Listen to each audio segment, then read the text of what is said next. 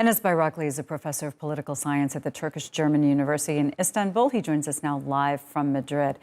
Enes, I guess the argument could well be made that a lot of these actions that NATO just took could have been made after Russia took over Crimea and declared itself sovereign in eastern Ukraine years ago. However, NATO boldly took some steps that made this really, a NATO summit unlike ones we've seen in recent years. Yes, I mean, you are quite right. It was a shock for whole Europe, but not only for the whole Europe, but also for the Western Alliance and then NATO. And especially after the full invasion of Ukraine, NATO has to change its policy, not only NATO, but most of its members who were neglecting their armies. And now we are seeing a radical change, I think, also in the language and also on the ground. We also saw this meeting between the presidents of the US and Turkey. Do you expect any significant announcements or progress to come out of that? I think we will see a gradual improvement of relations. We have already seen that there are some statements from US side, and there will be some developments with regards to Turkish F-16 fighter jets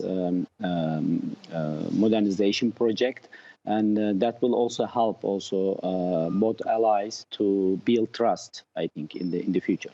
When you look at all of the steps that NATO took at this summit, and also just the change in language regarding Russia no longer as a strategic partner by any means, but its most significant direct threat, what do you think is the most significant action taken this year?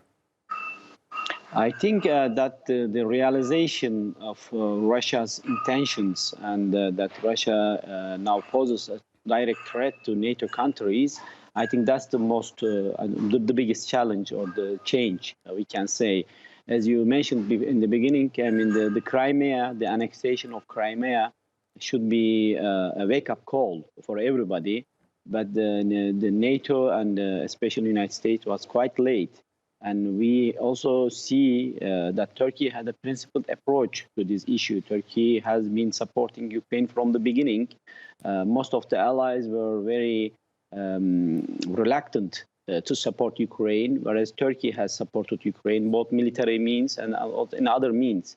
And now I think if Western allies were able to stop Russia when the invasion started in 2014 or the war started, we would not have seen these scenes in Ukraine.